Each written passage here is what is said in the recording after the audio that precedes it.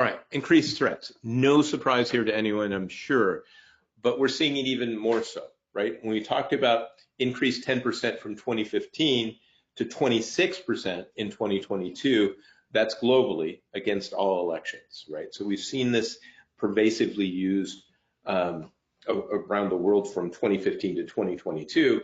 And when we look at the difference between 2023 and 2024, we already see another 100%.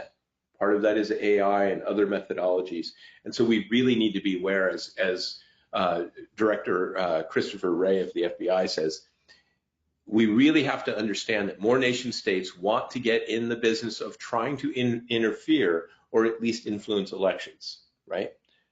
Because they're trying to control us. They're trying to make us more divisive. They're trying to harm our ability to be a democracy, right? So it's really fundamentally part of their piece. And we'll talk about Iran and other bad guys in a minute. Primary targets. So when we talk about here, and I found this interesting, National Counterintelligence and Security Center, the NCSC, really chose these 5 primary targets, right? These are from foreign threats.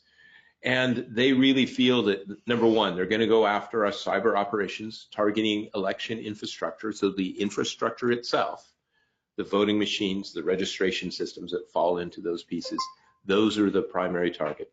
Secondarily, they operations targeting political parties, campaigns, and the public officials themselves, right? To embarrass them, to make them appear wrong, or to put out misinformation about all of the above. And then we talk about covert, so hidden or secret influence operations to assist or harm those same organizations and folks and campaigns. Then we also see them focusing in on sowing division, right? Making sure that the loudest voice is heard and not the moderates and not the people who are trying to debate and discuss things. Instead, they take it to a level where all debates are dead, right? The communication goes on and it becomes name calling and other things. I don't want to get into the debate, but it's not as useful a conversation when we cannot discuss things in the appropriate way, in my opinion. So part of their primary target is to do that, is to make that even worse. And I think that is a way to affect our elections, right? And how people think about it. And then they're also going after influencing the policymakers themselves by giving them misinformation and telling them lies and other things to get them to say the wrong things, right? All right, when we talk about the election systems themselves, as Alex mentioned, one of the biggest parts, insider threat. Well, what does that mean? That means that we have to vet and understand that the folks in the election services themselves have to be properly vetted, properly trained, and make sure that they're being honest when they touch the equipment and deal with things, right? Because they could actually affect it. They could affect it on a large scale or on a small scale at each county.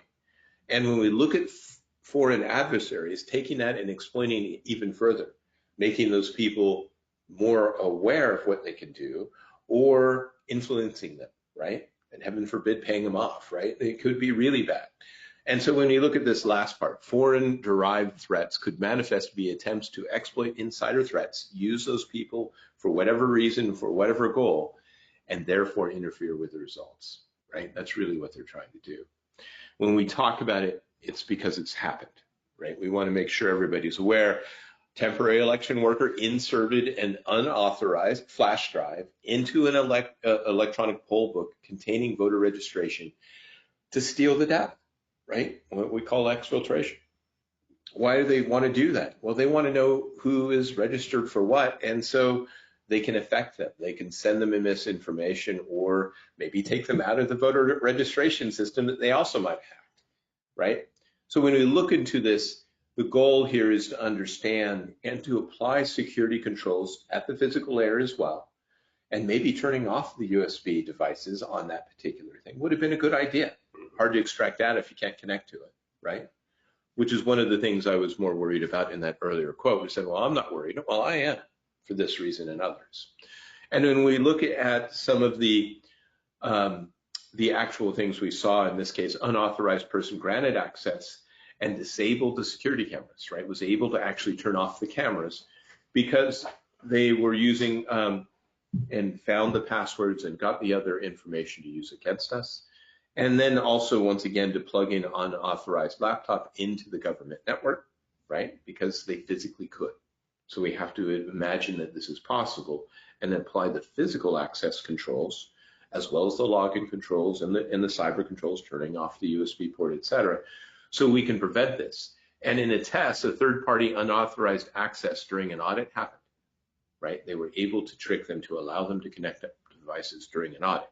Well, is that going to happen for real? Probably so. So we need to prepare